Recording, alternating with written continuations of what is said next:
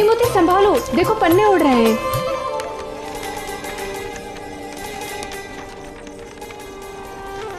क्या कर सकते हैं मोती,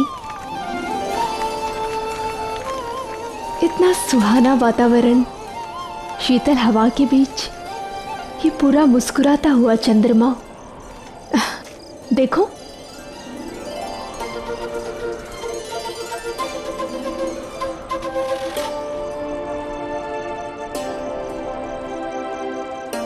सुभान अल्लाह, बहुत खूबसूरत।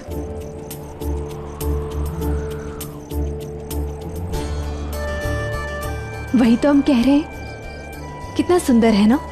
अब किसकी बात कर रही हैं जोधा बेगम? चंद्रमा की।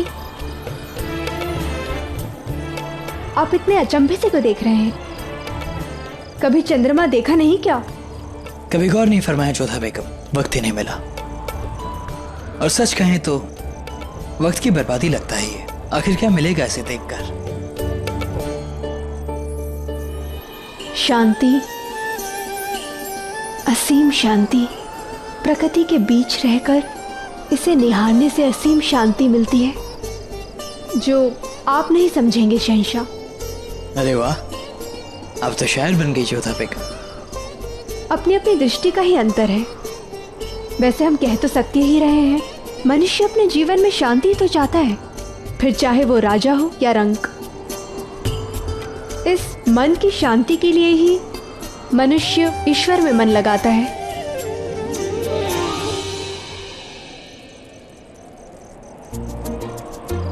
आप यहाँ क्यों बैठ गए? आपके लिए तो इस समय की बर्बादी है ना। पर जोधा बेगम, अभी अभी आपने ही कहा कि इसे देखकर सुकून मिलता है। अब सिर्फ सुकून पर हक आपका ही नहीं, हमारा भी है। वैसे आप पढ़ क्या रही थी? हम ये शाहनामा। पर उसके लिए तो हमने आपको मजबूर किया ही नहीं। विवश तो हमने भी आपको मंदिर जाने के लिए नहीं किया था ना, फिर भी आप अपनी इच्छा से गए। वैसे ही हम इसे अपनी इच्छा से पढ़ रहे हैं। और ज्ञान तो चंद्रमा के इस चांदनी की भांति है, जितना भीगना है भीग लो। वैसे हमें अलग अलग धर्मों के बारे में जानना, उसका अध्ययन करना अच्छा लगता है। तो क्या जाना आपने हमारे मजहब के बारे में? अधिक नहीं कि तुंडी व तेजी ना यायात बेकार, बेनरमी बर आयात जे सुराख मगार। इसका अर्थ है कि जल्दबाजी और गुस्से से कोई काम नहीं बनता है, नरमी से सांप भी अपने सुराख से बाहर निकल जाता है।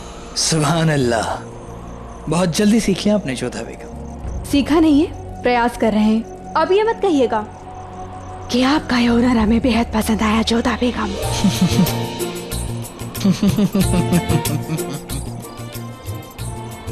वैसे अगर सच कहें तो हम यही बात कहते और ऐसे ही कहते। आज जलाल ने बहुत इंतजार करवाया, न जाने कहाँ रह गए हैं वो।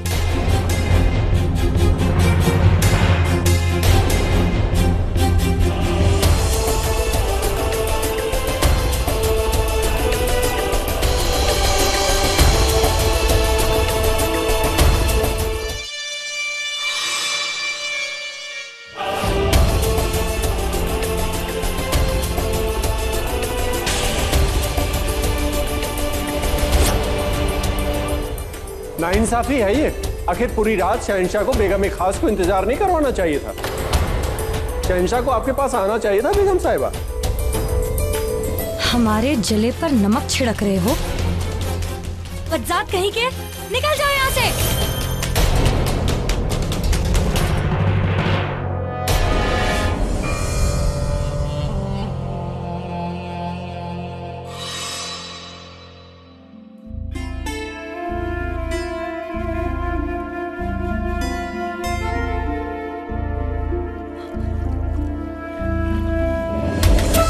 ये सब करने की जरूरत नहीं है जलाल। जरूरत है रुकैया बेगम। हम में इतना ताफ कहाँ जो बेगम खास के गुस्से के सामने खड़े हो पाए। इसलिए सोचते हैं कि आप पर ठंडा पानी डालते हैं ताकि आपका गुस्सा काफर हो जाए। वैसे इस गुस्से की वजह क्या है? ये कि कल रात हम आपके साथ नहीं थे, या फिर ये कि कल रात हम जोधा बेगम के साथ थे? हमें इस बात से कोई फर्क नहीं पड़ता जलाल कि आपने अपनी रात कहाँ गुजारी। फर्क इस बात से पड़ता है कि जो रात आप हमारे साथ गुजारने वाले थे, वो रात किसी और ने हमसे छीन ली, और कोई और ये हक हमसे छीने, ये हम बर्दाश्त नहीं करेंगे। किसी ने आपसे कुछ नहीं छीना है रुकैया बेगम। हम खुद अपनी मर्जी से जोधा बेगम के पास गए थे। तो आपको हमें ये बात बता देनी चाहिए थी ना। हम आपका इंतजार नहीं करते। रुकैया बेगम, कहीं से जलने की बू आ रही है। कहीं आपको ये तो नहीं लगने लगा है कि जोधा बेगम ने हमें आपसे छीन लिया है? ऐसा हो ही नहीं सकता, क्योंकि ना ही जोधा बेगम में इतनी हिम्मत है और ना ही ताकत कि वो आपको हमसे छीने। जब खुद पर इतना भरोसा है, तब फिर ये तिलमिलाहट क्यों रुकैया बेगम? वो हमारे मन की बात है, हम आपको क्यों बताएं? आप हमें ये बताइए कि आपने जोधा बेगम के साथ रात क्यों गुजारी? वो हम आपको क्यों बताएं, ये हमारे मन की बात है। ठीक है, मत बताइए, हमें भी जानने की कोई जरूरत नहीं है। कमाल की फितरत है आप बेगमों की, जब आप जानना भी चाहती हैं लेकिन जताएंगी नहीं।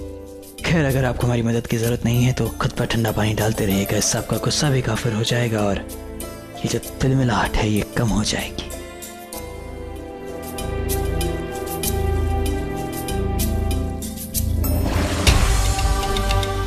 जलाल, आप जोधा बेगम के पास रहो या ना रहो, हमें फर्क नहीं पड़ता, मगर आप हमसे कोई बात छिपाओ, वो हमें मंजूर नहीं है।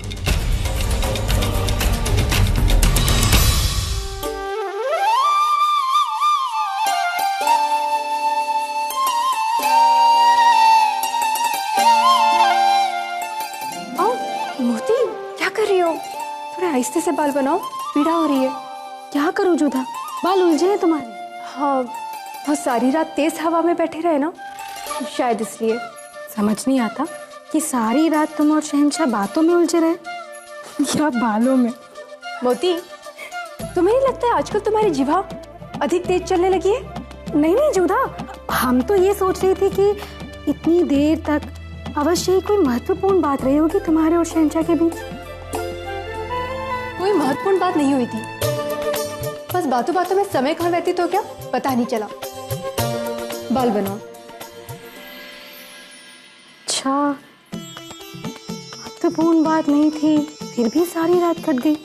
इसका अर्थ है कि बात में अवश्य ही कोई रस रहा होगा जोधा। क्या बात है, आजकल हमारी सखी पर रस की वर्षा हो रही है। खाना बनाने में रस, खाना खिलाने में रस, बातों में रस। बाजू हमारी देख, इससे पहले कि तू कुछ और सोचे, हम तुझे एक बात स्पष्ट कर देना चाहते हैं। हमारे मन में शहंशाह के प्रति जो तुम नरमी देख रही हो, उसका कोई और अर्थ नहीं है और ना ही ये कोई बदलाव है। हम बस उनके प्रति अपना आभार व्यक्त कर रहे हैं। उन्होंने जो कुछ भी सुकन्या के लिए किया, हमारे लिए जिस तरह से उन्होंने इतना विरोध सहा, और तब भी हमें हमारा धर्म बदलने के लिए दबाव नहीं डाला, और सबसे अधिक और महत्वपूर्ण बात कि उन्होंने अपना वचन निभाया, हमारे समीप नहीं आए। इससे ये तो सिद्ध होता है कि उनके मन में कहीं ना कहीं अच्छाई है, और ये हमारे संस्कार है कि अच्छा व्यवहार करने वाले के प्रति और भी अच्छा व्यवहार होना चाहिए। इसलिए हम ये सब कर रहे हैं, समझी? अब अपने मस्तिष्क पर जोर डालना बंद करो और चलो बगीचे में से फूल इकट्ठे करना है।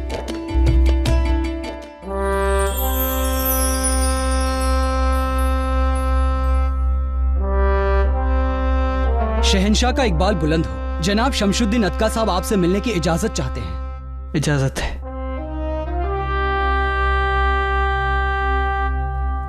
सलाम शहंशाह, कुछ खास मसलत करनी थी आपसे। तक लिया,